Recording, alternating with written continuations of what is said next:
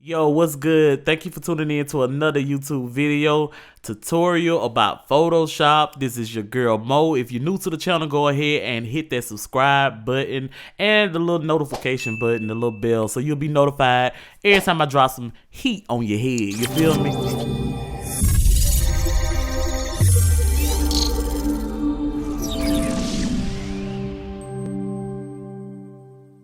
Okay, so I'm gonna basically tell y'all what I think the pen tool is, and from my experience, what I use the pen tool for is to cut out, to make a selection and cut out photos and put them in different backgrounds and stuff like that. Photos, objects, shapes, anything like that. Anything I need to cut out, make a selection.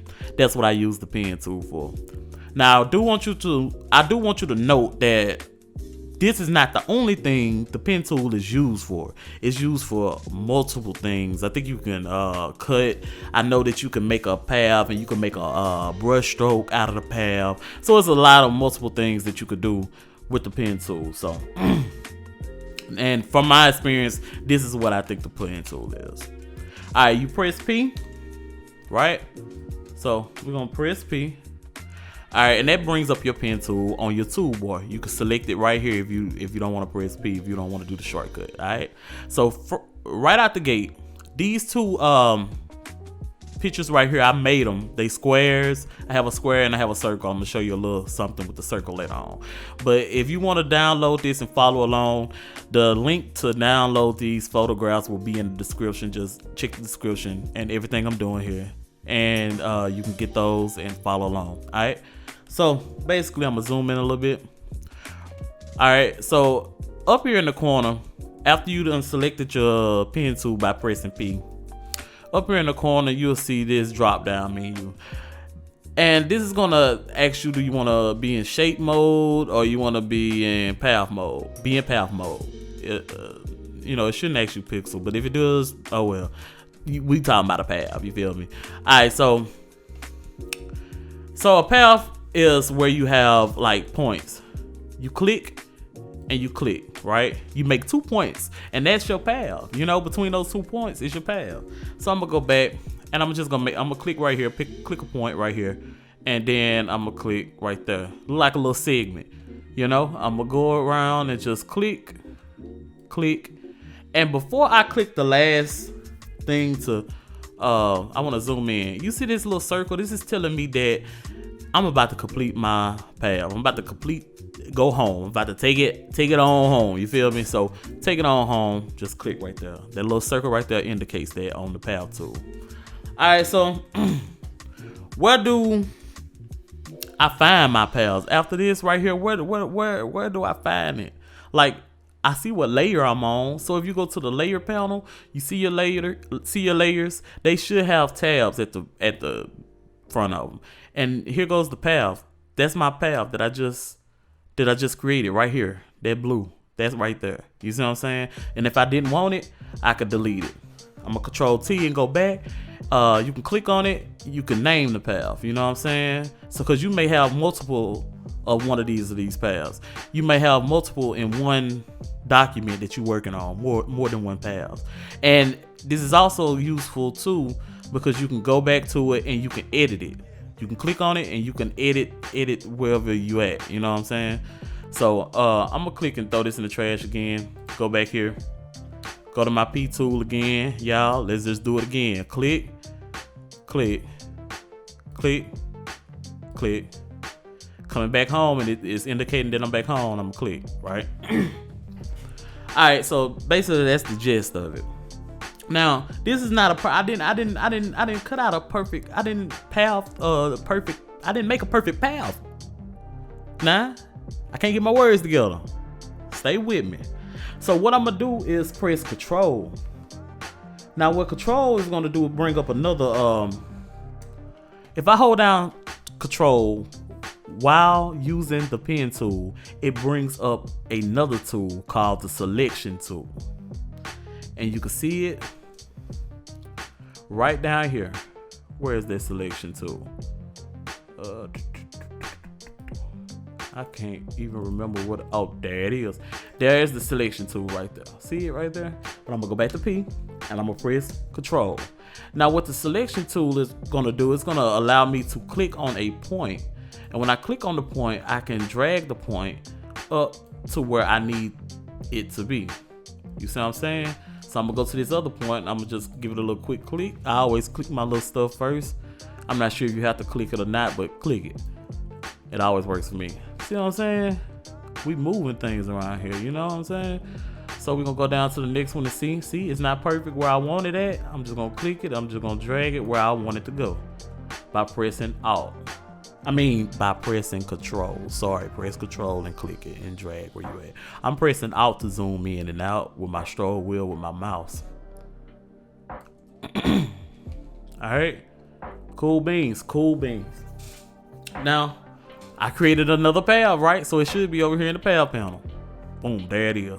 I'm gonna drag it and go to the trash. Now, the next thing up, what if you got a curve? Because the path tool on the square, it seems kind of simple, right? What if you have a curve? Now, one thing you don't want to do is take a whole bunch of paths to try to get around a curve. It'll make it blocky, choppy, and you're not gonna get around there smoothly, you feel me?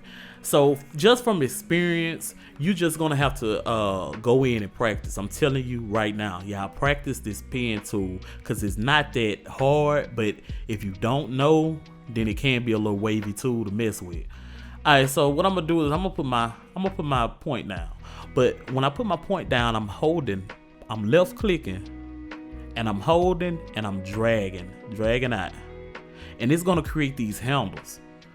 Okay, these two on the end, these are called handles. So I'm just gonna go to my estimated length, and that's what you're doing. You estimating how it'll have us going around here. I know that for a fact that it takes 4 points to get around this circle.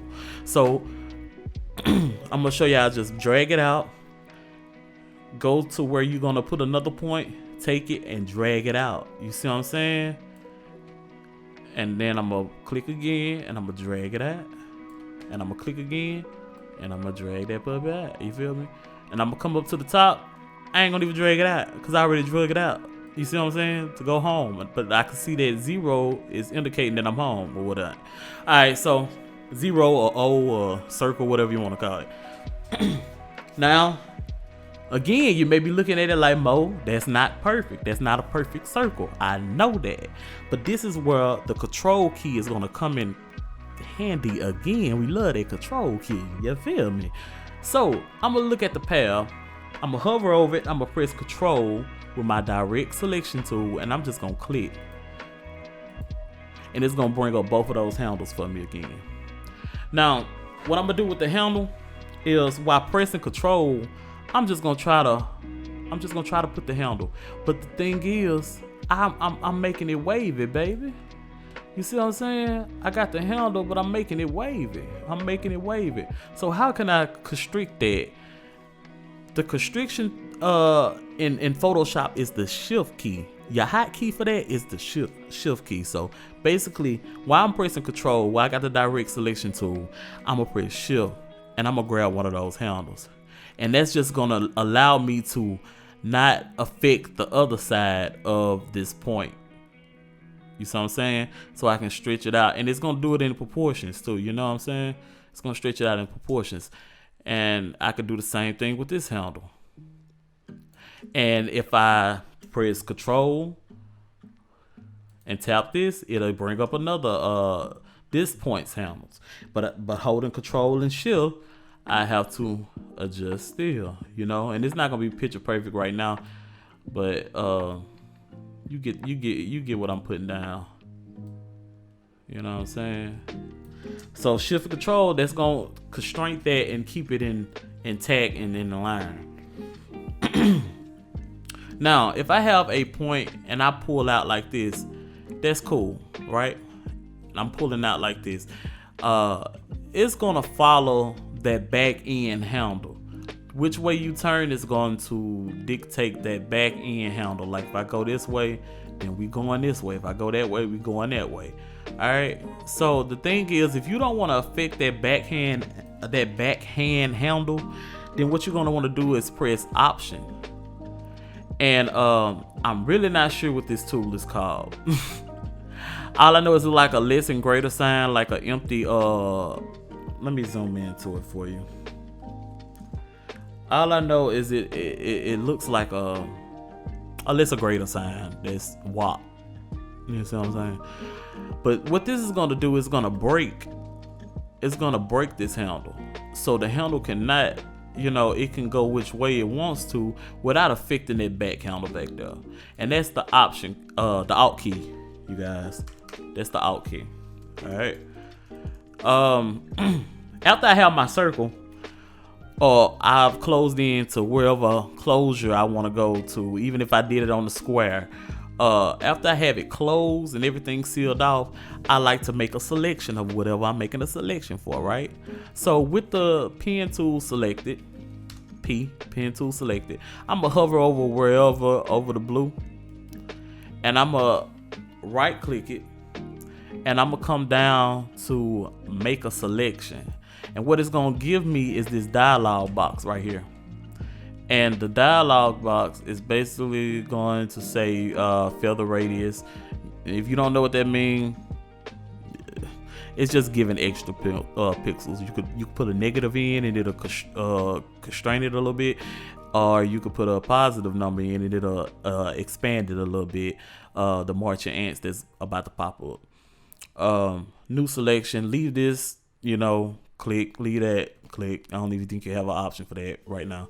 So just leave stuff alone and just press OK.